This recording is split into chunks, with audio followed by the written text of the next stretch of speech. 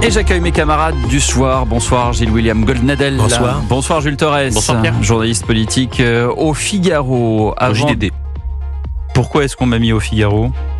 Sauf si vous m'annoncez un transfert que j'ignore, mais pour l'instant, j'ai pas été contacté. Alors, les équipes moi, je de suis très bien Europe au 1 JDD. Soir. Mais en plus, et moi je répète comme un débile, au Figaro. Vous n'avez pas changé de journal.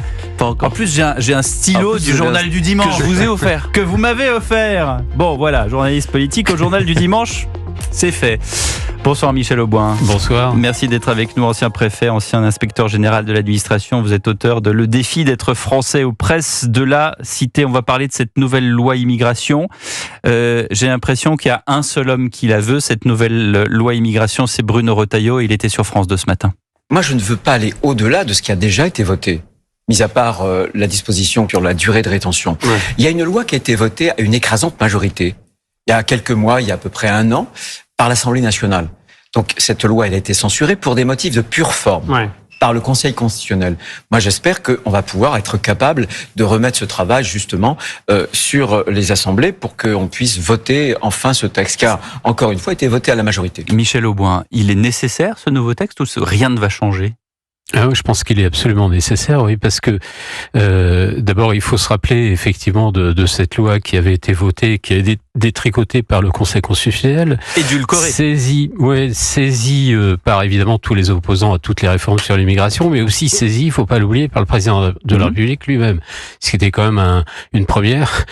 Il avait d'ailleurs dit que dans un grand entretien à France 5, toute l'équipe de C'est à vous, qui disait il y a plein de choses qui ne me plaisent pas. De toute façon, ça va être vu. Voilà. Oui.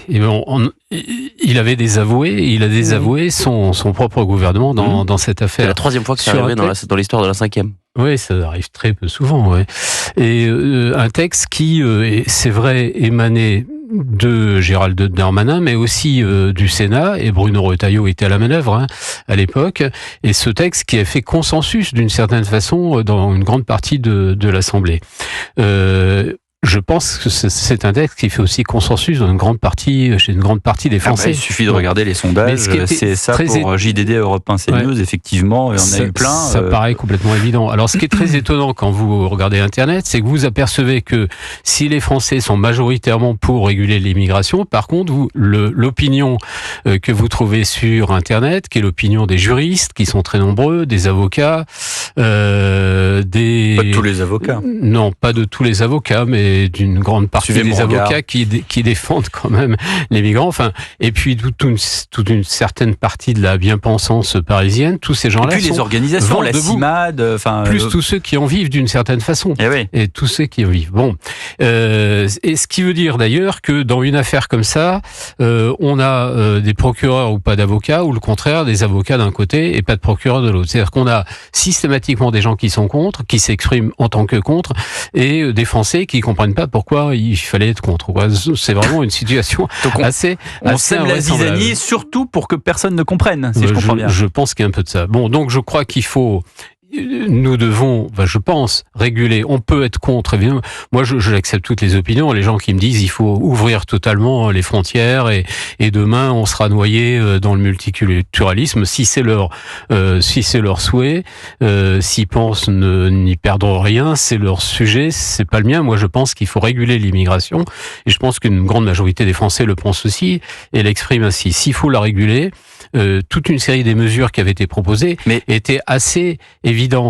Oui, mais il y a des mesures qui sont couchées sur le papier et après il y a les actes. Pourquoi est-ce que par exemple la Pologne supprime le droit d'asile et elle le fait et c'est suivi d'actes? Pourquoi est-ce que l'Italie renvoie des migrants sur un bateau vers l'Albanie et c'est fait et c'est suivi d'actes? Et pourquoi en France en 30 ans on a fait je ne sais plus combien de lois d'immigration et puis finalement la situation n'est pas très différente d'hier ou d'avant-hier? Parce que toutes les lois qu'on a prises, je crois, ont été de plus en plus libérales. En fait, on a pris... Mais est-ce qu'il y a des décrets d'application derrière, monsieur le préfet? Vous avez, là sur la dernière loi qui a été votée, vous avez des décrets d'application qui ont commencé à être pris, puis vous avez 8 sur 30. Comment ? Seulement 8 sur 30. Ouais, 8 sur 30. 8 sur 30. 27% des décrets d'application de la loi immigration qui est sorti donc du Conseil constitutionnel le 26 janvier dernier, il y en a que 8 sur 30. De janvier, Alors, on ne parle pas de juillet. Non. Oui. Alors, ce qui est vrai, c'est que la procédure du décret est longue. Il faut pas oublier qu'un décret, ça repasse au Conseil d'État et qu'au Conseil d'État, vous allez retrouver les mêmes juristes, une partie en tout cas, des mêmes juristes que ceux qui officient au Conseil constitutionnel. Donc, tout est compliqué. Quand on est dans le domaine du décret, c'est assez compliqué aussi. C'est parfois plus difficile de faire prendre un décret qu'une loi d'ailleurs. Mais par contre, quand vous avez les instructions, les circulaires, tout ce qui relève pas du décret, à ce moment-là, on peut faire un certain nombre de choses. On est toujours très étonné de voir comment on se paralyse tout seul en prenant des contre-mesures. Juste pour rebondir là-dessus, quand on regarde sur le site de Légifrance, donc qui est le site qui nous dit, par exemple, sur cette avancée-là, c'est très clair, hein, c'est 8 mesures sur 30. Il y a beaucoup de décrets où c'est écrit décret d'application devant être déposé en mai 2024 ou en juillet 2024. Et on voit qu'aujourd'hui, on est en octobre et c'est toujours pas le cas. Julie William. Moi, j'ai 2 choses à dire. La première, c'est que c'est d'autant plus confondant que le président de la République ait déféré au Conseil constitutionnel cette loi-là, qu'il avait fait en sorte, avant cela, c'est vraiment, c'est Emmanuel Jekyll et Macron Hyde, qu'il avait fait avant cela. Il avait manipulé des députés pour justement arriver à un consensus pour que cette loi soit votée. C'est invraisemblable.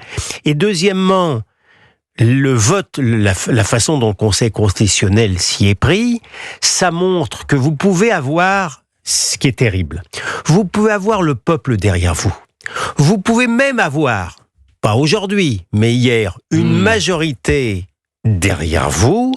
Eh bien, vous avez des contre-pouvoirs qui, eux, n'ont pas de contre-pouvoir, qui sont le pouvoir médiatique, qui sont le pouvoir du Conseil constitutionnel, qui sont le pouvoir du Conseil d'État, qui sont le pouvoir de la Cour européenne des droits de l'homme, qui, eux, vous empêchent la souveraineté véritable du peuple. C'est terrible, mais c'est comme ça. C'est pour ça, je continue de penser que sans référendum, point de salut. Michel Aubois, réponse à ça. Oui, c'est pas tout à fait vrai, parce que le Conseil constitutionnel, il a traité cette loi en la regardant d'un point de vue juridique, totalement juridique. Non, et c'est vrai que beaucoup d'articles, c'est tout le problème des lois qu'on écrit un peu vite parfois, beaucoup d'articles étaient ce qu'ils appellent des cavaliers législatifs. Et donc, c'est-à-dire, en fait, c'est des articles qui n'auraient pas dû se trouver dans cette loi. Alors, je sais bien, c'est des arguties juridiques, mais en même temps, un bon juriste aurait sans doute vu. Et à vrai dire, c'est pour ça qu'il faut la reprendre, cette loi, puisque les articles ont été annulés pour des pures raisons de forme. Mais bon, je parle à l'avocat.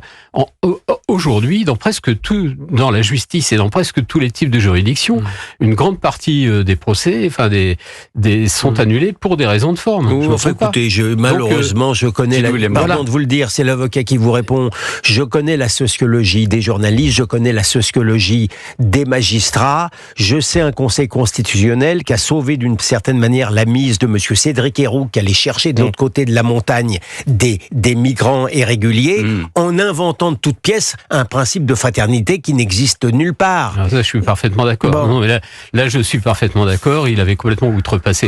Mais là, dans le cas d'espèce, c'est vrai que il y a une légitimité à reprendre ce texte sur des bases juridiques plus solides. Merci Michel Aubois. Et donc peut-être une lueur d'espoir avec cette nouvelle loi immigration. On vous reconvoquera dans cette émission pour voir si ça fonctionne ou pas. 19h26, dans un instant, le rappel des titres de l'actualité et on parle de ce bras de fer entre Emmanuel Macron et Benyamin Netanyahou. À tout de suite.